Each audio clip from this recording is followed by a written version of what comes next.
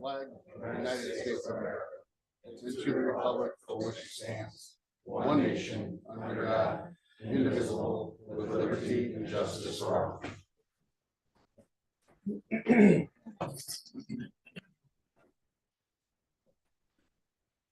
Good evening, everyone. This is the regular city council meeting for Monday, January 5th. Can I get a roll call of members, please? Scott Award. Here. Zach Bryan. Here. Andrew Karas. Here. Bob Clemens. Here. Laura Sarman. Here. Joe Sanders. Here. And Council President Chad Jeffries. Here. All present.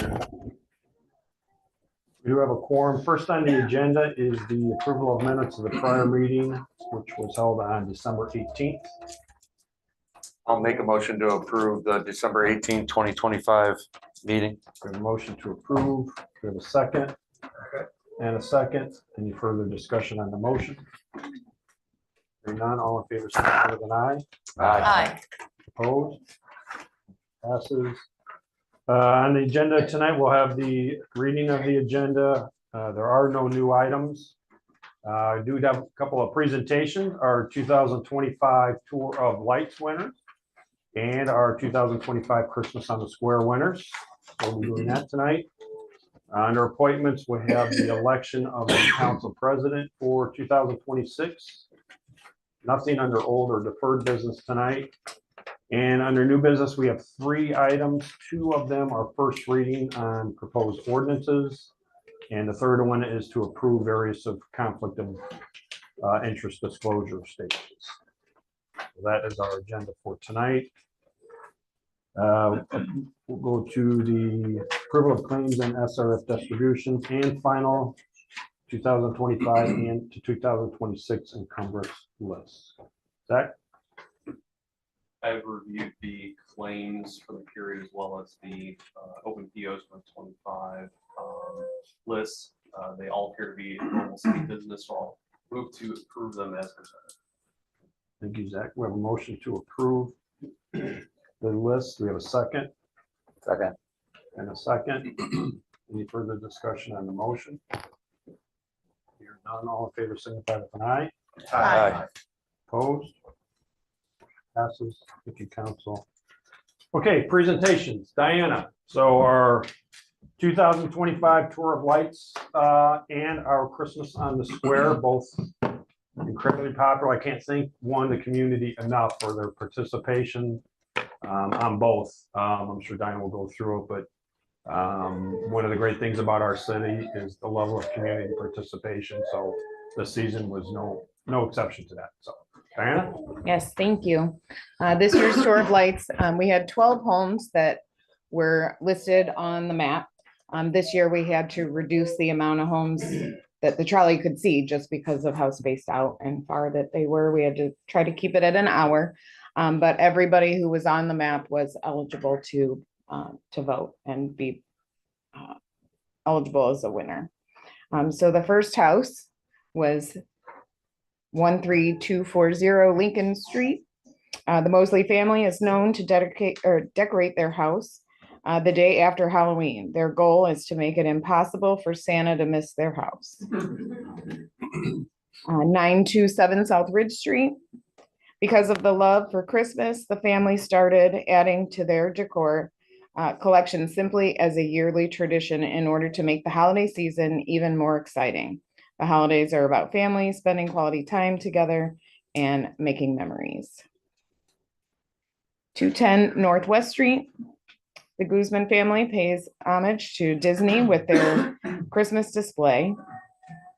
Their 3.5-foot Mickey wears lights and small dose of Disney magic is all a part of their goal to create a home that makes families smile as they drive by.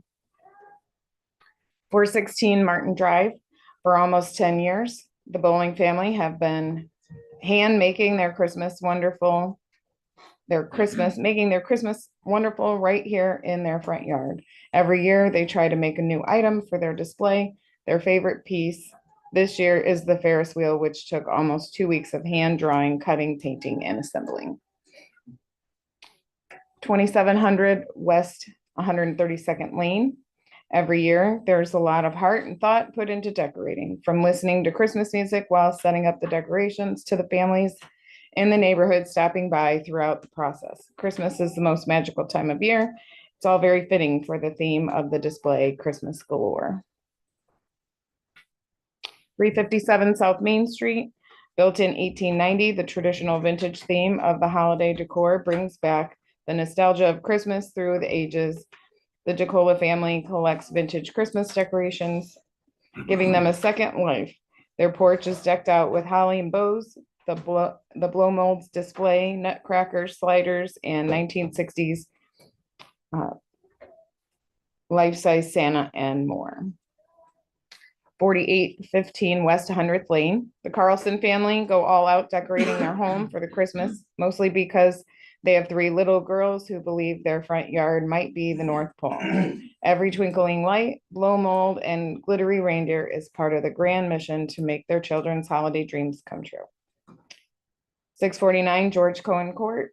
For the past 4 years, the 3 Ligda boys have been putting up the lights, with the oldest having done the decorating since he was 6 years old.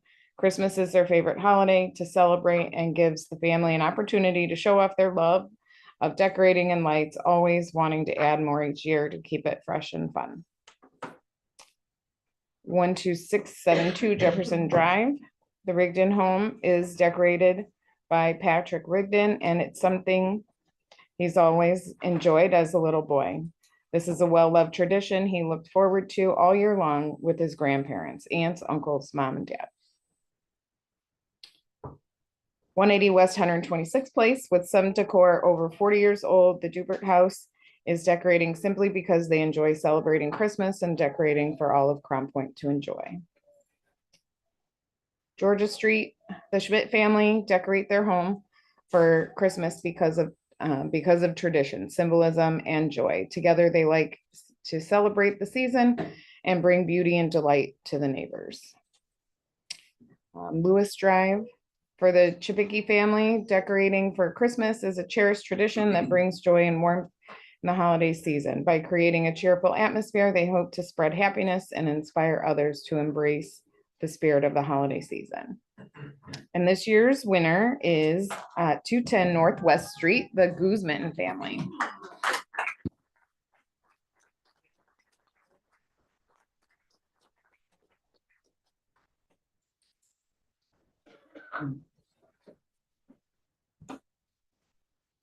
Congratulations, well done, well done. So, as I said, you know, if you notice those addresses, they're literally reaching every part of the city.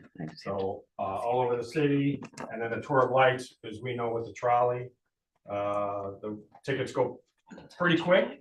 So it's definitely popular with the community and the city, and I know there's a lot of enjoyment that they get not only from your house, but everybody that participates. Job well done. This is the winning trophy. So is there anything that you want to say that City of Crown Point's watching?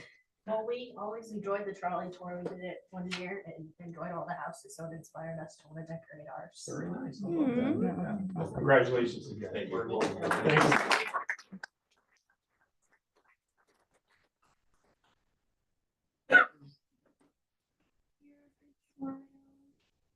One, two, three, and one more. One, two, three.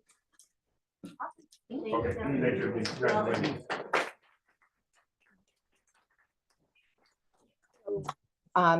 This year the tour sold out in like a record 5 minutes. It was very quick.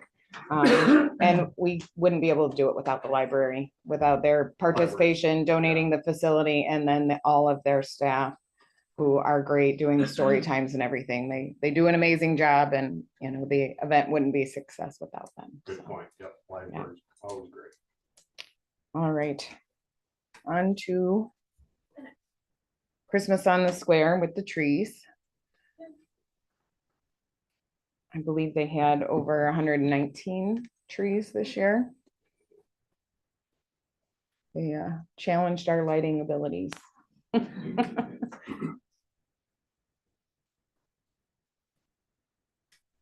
All right, so we have 3 finalists. Our third place winner is Royal Pools and G2 Landscaping.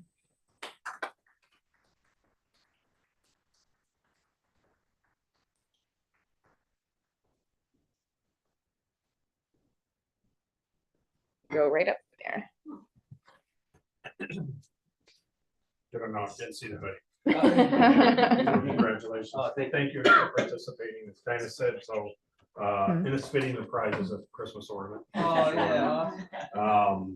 That 119 trees and they all sold out. And it was great to see different businesses, some were in memoriam trees and just people using their imagination. So if you haven't been to the square during Christmas time, besides what we do, it's the 119 trees around the square. So it really makes the square more special than it is. Yeah. So, same thing. Is there anything you want to say? Oh, no, thanks for putting it on this. Yeah, we had fun decorating this year and Good. we'll do it again next year. Oh, all right, great. Thank you. Thank you.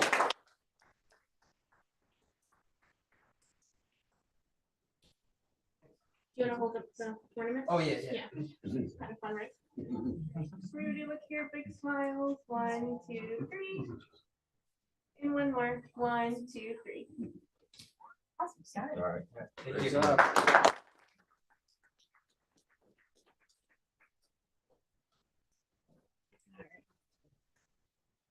Second place is Cedarhurst Senior Living.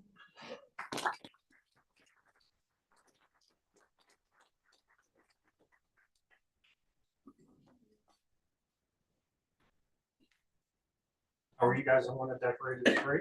Yeah. Very well done. Yes, thank you. Christmas tree ornament. So thank you for participating. And is there anything that you guys want to say to No, the city just that's watching? Thank you so much. This is our first year doing it and we're brand new assisted living and memory care. We open on Monday. So next year, we're just looking forward to doing it again, but with our residents. So I'm excited for that. Very well done. Okay. Yes. Yeah, thank you. All right. Can we have 2 people go to the other side so we more count? Mayor Pete in the middle? Oh, you're in the middle. Oh. Yeah. Left, not right. Look here, big smiles. 1, 2, 3. And one more. 1, 2, 3. Okay. Thank you again.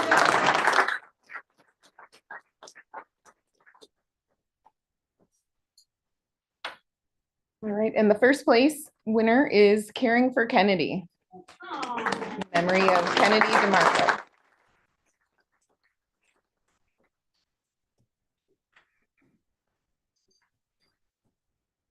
Your little man. Great job. Congratulations. Thank you so much. Yep. Here's your first place ornament. Is there a story you want to share?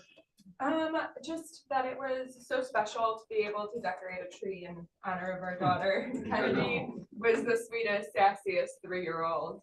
She passed away in October of 23 due to complications from a chromosomal deletion and seizure disorder. She was so loved though, and it was so fun for our family and friends to send us pictures in front of the tree or let us know that they saw it. And so special, such a special way to honor her around this holiday season. So thank you guys so much, and we look forward to doing it again next year. Wow, the whole city shares in it.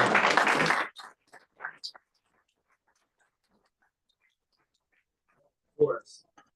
Even it out. Is that what you You can, yeah, we're just gonna Picture? You guys say cheese.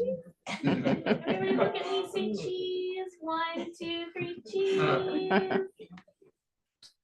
you want the rest of your? Oh, sure. Is that okay? Yeah, come on, guys. Hurry up. Mom, Dad, They reluctantly agree.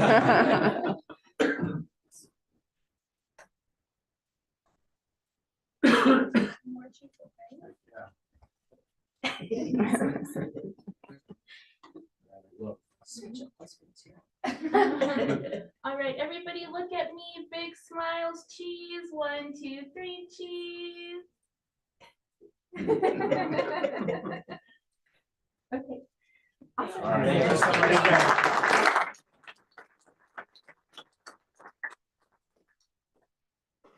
much.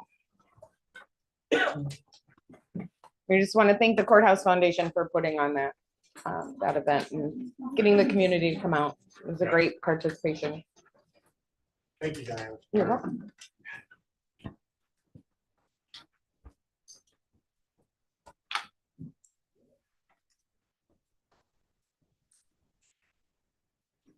Okay, moving on. So up next is our petition remonstrance and public statements. So this is the part of the meeting that if you want to have, share any information to the council or with the council, you can come up to the podium, state your name and address, and share and pass on any information to them that you would like to share.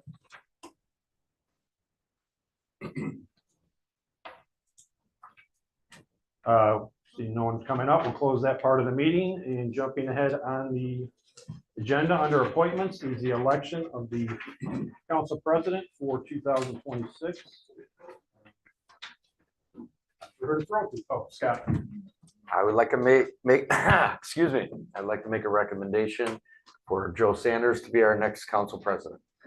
I know a lot of times up here, put in a whole term, go into the second term, and then, you get that chance usually, but within 2 years, Joe has really shown his dedication and, he picked it up quicker than some of us have before. So I know it took me a full term and then really know what was going on here, but Joe's picked it up pretty quick. So I think he deserves it. Joe, do you accept the? Excuse me. the nomination? Okay. So then we would need a second for Joe's nomination. I'll second that. We have a second by Laura. Is there any other nominations for? I nominate Chad Jeffries. Okay. Okay, Chad, do you accept the nomination? Done a good job. I think that at this point, we probably should just continue with our 2-year kind of rotation that we've done this and bring it over to Joe. I appreciate it, Bob, but Got enough? had enough. Yes, I have. I wouldn't quite put it that way. Joe, have you got the time to do this? So you have a formal vote. I move that I move to close nominations, I nominations. move the nominations be closed and a unanimous ballot be cast for Councilman Joe Sanders, Thank you, Andrew. council president. All right, so all in agreement, say aye. Second. Aye. Aye. I'll second that. Okay, I'm sorry, yep, second. Now, all in agreement, say aye. Aye. Opposed? Motion passes. Joe, congratulations. Congratulations. And I'd like to say thank you to Chad for serving very well for the last couple of years. It's, there's a lot that goes on behind the scenes that people don't see. Yeah, So yeah. thanks, Chad, for doing a good job. Thank you. Congratulations. I'm gonna hand you a minute. Thanks, Chad. But I'll call you tomorrow morning. Yeah. You gotta do the February meeting now. Yeah. You don't know how much time you gotta spend on a treadmill at Planet to get some time with this guy. Just on the phone.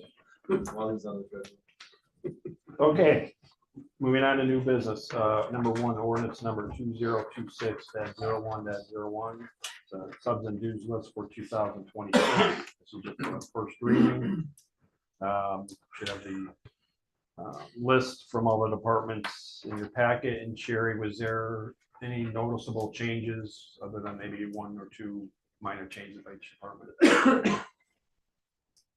Are we okay to do this tonight? First and second reading? I'm fine with it. All right, I'll move to suspend the rules. Okay. Second. We have a motion to suspend the rules and a second. Any further discussion on that motion? Hearing none, all in favor signify with an eye. Aye. Opposed? Suspended. Move to adopt ordinance 2026-01-01. A second. A motion to adopt in a second. Discussion on that motion. And Sherry, did you answer that there were no big changes? You know what, I wasn't the one that prepared it, Okay, so, I know Julie had sent everybody, all the departments, the list at the end of November to make any of their changes, and then Mayor Right. did say something at the department head meeting also before it did go in the, packet, so. Right, exactly. thank you. Any further discussions on the motion? Call the roll, please, Dave. Okay. All right, Scott Borg, Yes. Zach Bryant, Yes. Andrew Karas, Yes. Bob Clemmons, Yes. Laura Sarman, Yes, Joe Sanders. Yes. And Chad Jeffries. Yes. All yeses, man. Motion passes. Thank you, council. Reinstate. Do we want to reinstate? yeah, I'd move to reinstate the rules. We have a motion to reinstate the rules. And a second. Any further discussion on the motion? Hearing none, all in favor signify with an eye. Aye. Aye. Opposed? Rules are reinstated. Moving on, number 2, ordinance number 2026-01-02.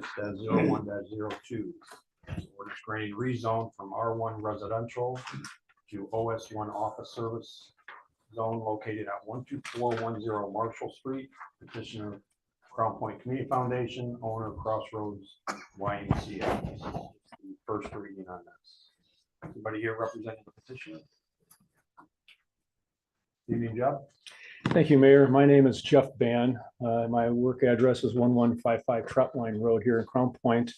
And I'm standing before you tonight as a member of the Crown Point Community Foundation Board of Directors and a member of the Crown Point Community Foundation's Building Committee. And with me tonight, all of you know Mary Nielsen with Crown Point Community Foundation, our president, and has been serving our organization very well for many, many years. Our organization was founded in 1990 as a 501c3 nonprofit public charity serving Crown Point and the South Lake County community areas. We currently administer over 367 funds with assets exceeding $41 million. And since our founding, we have distributed to the service area of Crown Point and the South Lake County area over $20 million in grants and scholarships. In fact, in 2024, we provided and offered $1.6 million in grants and scholarships to the community. We're currently officed in the Chase Bank building right off Caddy Corner from the square. And we've been in there since around 2010. Our space currently is woefully small. And I think woefully is a nice way of saying it, right? We have 2 small offices for 6 people and then some when we have certain things going on. And we don't have any private meeting spaces that we could sit down with community members, yourself, or donors who are very important to what we do. We are currently and have been over the last, I don't know, it's been about 4 years, evaluating expansion plans to try to figure out how we can do more for the community. And we can't do more in the space we're in right now. And so we looked at a lot of different options, and I'm not going to go into the details, but the option that we have all come to agreement on is we have a purchase agreement with the Crossroads YMCA for about 6 acres that's on the west side of Marshall Street or Court Street, just north of Burrell Drive. Our new space that we're proposing is a 4,600 square foot office building, all masonry with a hip roof. On that 6 acres, we are currently planning 10 offices that will have private offices and have private and collaborative meeting spaces in addition to those 10 office spaces. The property that currently is under contract that we have with Crossroads Y is zoned R1. And I would argue to you, and we made the argument to the Plan Commission, that that area is not appropriate for single family homes. We could probably fit 10, or somebody who owns that could probably fit 10 homes with 10 driveways on Court Street. And I don't think that's in the best interest of the city. I provided you an exhibit in front of you, 11 by 17 aerial photo, and you'll see a 6 acre rectangle. That's where our parcel is. On the north side of our parcel is the on the south side of our parcel is the St. Jude home, and that has been operating under an OS1 zoning classification for many, many decades. To the north of us is unincorporated Lake County, which operates the Impact business that services people with disabilities and autism, which I would argue is a similar kind of use that we are asking as far as OS1 is concerned. On the east side of us is the Franciscan Hospital and the medical offices that have operated there since the 70s. It is currently zoned R1. They probably got a variance of use, but again, it's medical, and they've been providing a community service in a healthcare environment to the Crown Point and South Lake County community. And then also the YMCA is to the immediate east of us as well. And then to the west of us is a property that's going to continue to be owned by the YMCA, and I don't know what they have planned. And I'm not sure that they exactly know what they have in terms of their growth for that parcel at this point in time. We presented findings of facts to support the rezone from R1 to an office service 1 zoning classification to allow our professional office use. And those findings, we believe, are in the best interest of the city, and the Plan Commission concurred by unanimous approval and recommendation to you, this board. So we ask that you follow the Plan Commission's recommendation and approve our request for rezone so that we can get moving.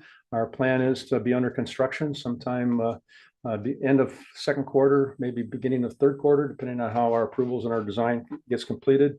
And if you so choose to approve us this evening, we would also ask you to suspend the rules and host the first and second readings tonight as well. So I'm here to answer any questions. Mary's here to answer any questions. Mary, did you want to say anything specifically too? Done a great job. Thank you. So here to answer any questions that the council might have, or any other here at the staff as well. Okay, thank you, Jeff.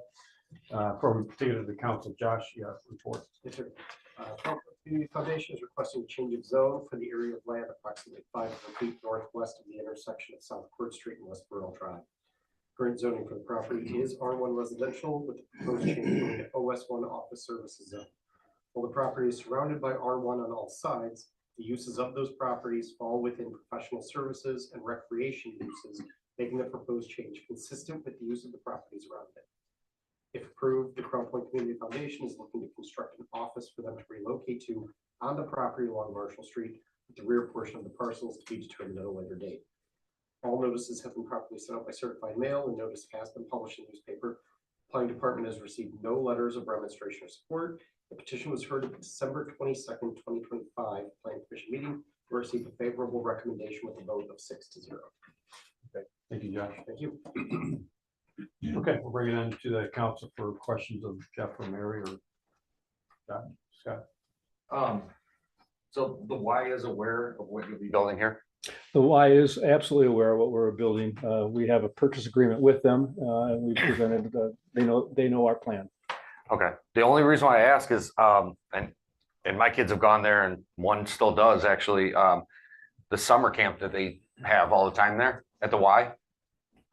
They use that still constantly. And this is more of a question. I'm not like attacking. Yeah, like, I can't speak to what the Y. They is use gonna like do in that the field future. all the time to play games and stuff for Yeah. the kids. So that's kind of, I know that they have the old Pheasant Valley now. Right. So I know they bust some kids down there, but I'm like, they still use that. So I'm like, Yeah, so one of Why the they would- things, and that was brought up at the Plan Commission, as we go through the technical process to get our site plan approved and our subdivision approved, the south 60 feet of the 6 acres will be dedicated an access easement that allows the YMCA to access their property through our property from Court Street or from Marshall Street. So they might still use it. Our project won't prevent that to continue to happen.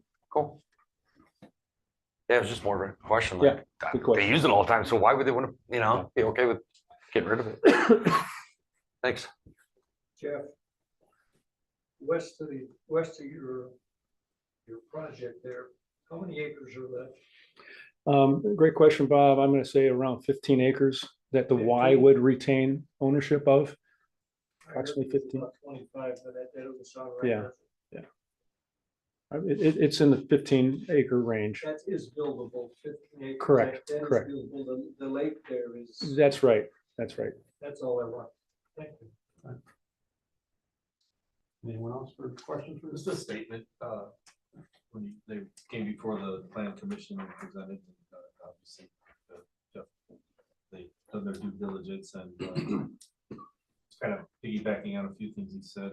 It seems like that's an area of service to the community with St. Jude House, with the Y and the medical offices, and I think it's a natural fit. It's perfect use for it. So. I agree. It's a good use for that parcel. I would also just, kind of what Joe was saying is, even though it was just coming in for a rezone,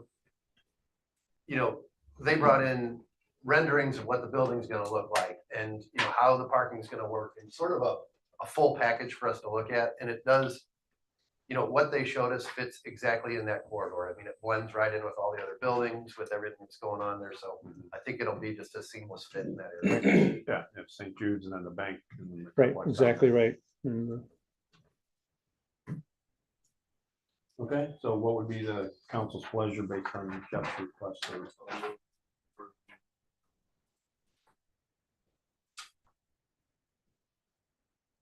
If I may, I would make a motion to suspend the rules. Second. Yeah, okay. That's that motion and a second to suspend the rules. Any further discussion on that motion? Hearing none, all in favor signify with an eye. Aye. Opposed? Rules are suspended. I'll move to adopt ordinance number 2026-01-02. Motion to approve adoption. Do we have a second? Second that. Second. Any further discussion on that motion? Hearing none, call the roll, please, Dave. Yes. Zach Bryan. Yes. Andrew Karas. Yes. Bob Clement. Yes. Laura Sarman. Yes. Joe Sanders. Yes. And Ted Jeffries. Yes. Oh, yes. Motion passes. Thank you, Council. Thank you, Jeff. Thank you, Mayor. Thank you, Council. Happy New Year to everyone. Thank you. It's going to be a good year for all. Yes. Happy New Year. Nice job, Mary. I'll second. We have a motion to reinstate the rules and a second. Any further discussion on that motion? Hearing none, all in favor signify with an eye. Aye. Opposed? Rules are reinstated. Number 3 on the agenda is conflict of interest forms to approve various uniform conflict of interest disclosure statements. And I believe we do have 3, as the council knows, they come in, so there might be some more in the next subsequent meetings, but for this meeting anyway, we have 3 that was.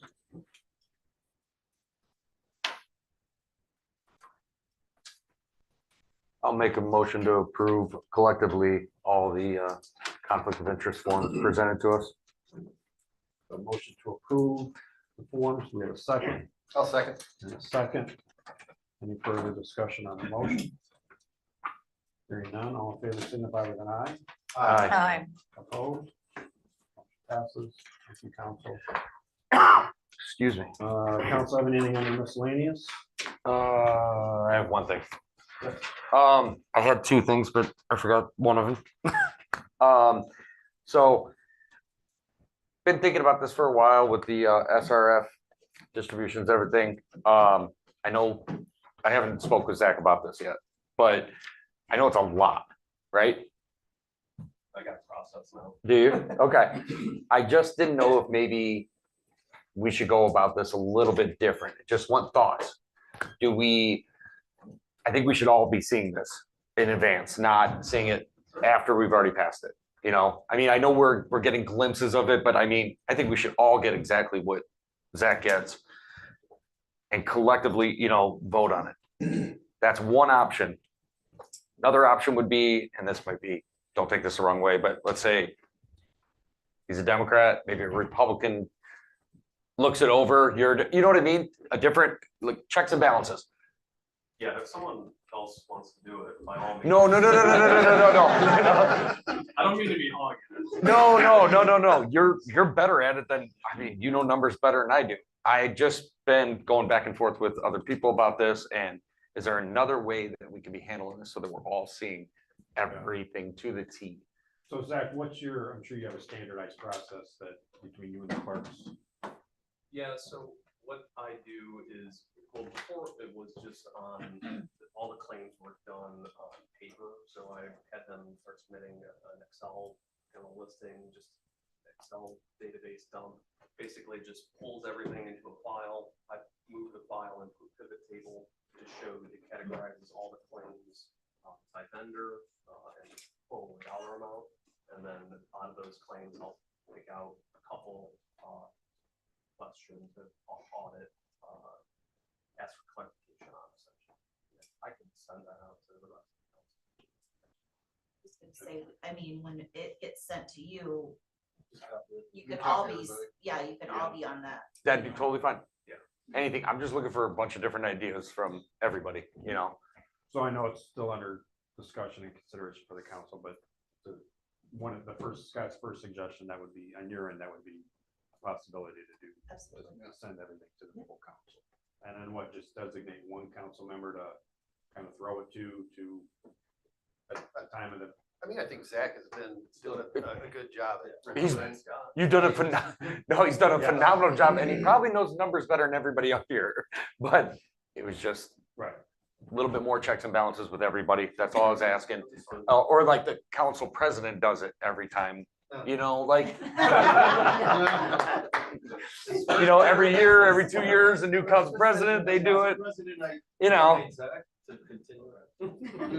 But if we could all see that a little bit earlier, okay, I think that would make everybody happier. That's all. You guys want? Want that sent? If we get the Digital? information, and if we have questions, we could direct them to Zach, Correct. and now would be. Okay. And Right. there might be a lot of questions to figure it out, because I'm glad you've got a process going.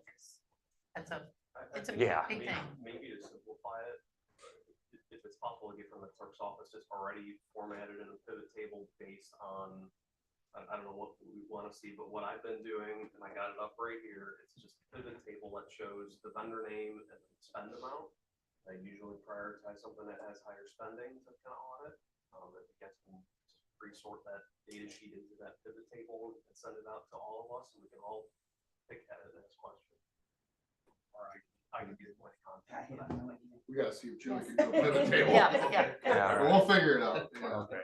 I mean, is All that right, just so an you want it by Excel? vendor and by invoice that way? Creating the pivot I was gonna say, is it just to come in a PDF in Excel? Like, Yeah.